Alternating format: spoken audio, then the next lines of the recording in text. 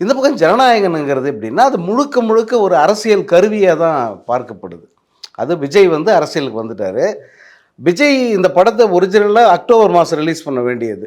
அல்லது நவம்பர்ல ரிலீஸு அப்படித்தான் அத ஷெட்யூல் பண்ணியிருந்தாங்க.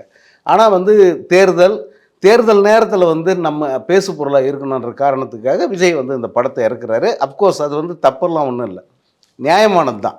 ஒரு ஜனவரில ரிலீஸ் ஆனா அடுத்த 2 மாசம் அந்த படத்த பத்தி பேசுவாங்க. ஏதோ நல்லதோ, கெட்டதோ கண்டிப்பா அது பேசு பொருளா இருக்கும் இல்லையா? அதுதான் ஒரு அரசியல்வாதிக்கு தேவ. விஜய் அத கணக்கு பண்ணி வந்து இப்போ களத்தில இறக்குறார்.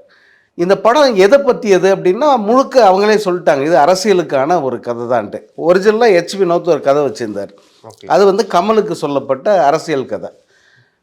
இப்ப இந்த விஜய்க்கு அப்படின்னு வரும்போது வந்து, கொஞ்சம் மசாலா தூக்கலா இருக்கணும். அதேபோல சவுத்துல எல்லா ஸ்டேட்டையும் கவர் பண்ணணும். இந்த கட்டாயமெல்லாம் இருக்கு இல்லையா? அதுக்காக என்ன பண்றாங்கன்னா, பகவந்த் கேசரியிலருந்து தேவையான மசாலாவெல்லாம் இதில எடுத்துக்கிட்டு, இவங்க ஒரு கதைய ரெடி பண்ணி விட்டுருக்கிறதா நம்ம இன்சைட் டாக்ஸ் அப்படிதான் சொல்லுது. எப்படி பார்த்தாலும் வந்து 2மே முக்கியமான படங்கள் தான். எல்லாருமே ரசிகர்கள் வந்து பார்க்கணுன்னு ஆவலா இருக்கிற படம். ஏன்னா, இது விஜய் படம், கடைசி படம்னு சொல்றாங்க. இந்த பக்கம் சிவகார்த்திகேயன் படம், ப்ளஸ் வந்து இது நம்ம கதை.